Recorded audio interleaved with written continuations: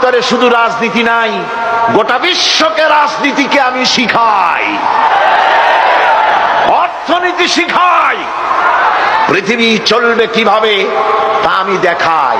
এই জন্য এই কোরআনের আসল মুফাসসির তো আমি নই, কোরআনের আসল মুফাসসির তো মাওলানা সিফাতুল্লাহ সাহেব নন, এর মুফাসসির তো মাওলানা আবুল কালাম আজাদ সাহেব নন, এর আসল মুফাসসির তো মাওলানা কামাল উদ্দিন জাফরি সাহেব নন। এর আসল মুফাসসির কে?